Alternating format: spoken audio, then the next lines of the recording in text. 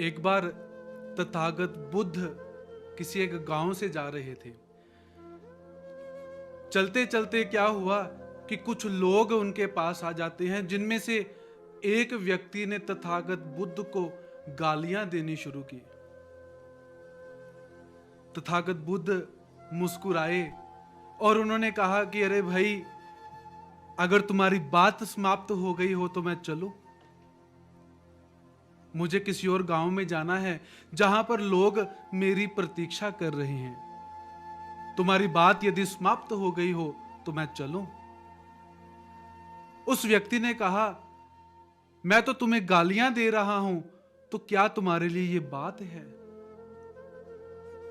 बुद्ध मुस्कुराए। बुद्ध ने कहा, तुम्हारे लिए गालियां होंगी, लेकिन मेरे लिए तो सामान्य सी बात है। तुम मुझे देना चाहते हो किंतु मैं लेना नहीं चाहता, तो क्या करूं? अभी पिछले एक गांव के अंदर लोग मेरे लिए मिठाइयां लेकर आए थे। उन्होंने मुझे मिठाइयां दी।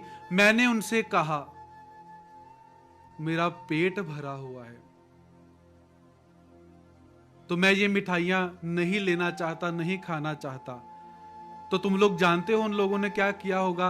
भीड़ में से किसी एक व्यक्ति ने कहा कि वो मिठाइयां घर लेकर चले गए होंगे और उन्होंने वो मिठाइयां अपने बच्चों में बांट दी होंगी, और क्या। बुद्ध थोड़ा सा मुस्कुराए और उन्होंने कहा, मुझे यही चिंता है, यही चिंता मुझे खली जा रही है कि उन लोगों ने तो मुझे मिठाइयां दी थी और वो मिठाइयां घर लेकर गए थे। तुम तो मुझे गालियां दे रहे हो, जो कि मुझे नहीं चाहिए, मैं नहीं लेना चाहता हूं।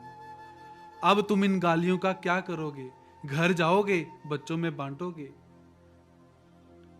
बुद्ध की ये बात सुनकर वो लोग असमंजस में पड़ गए और चुप हो जाते हैं।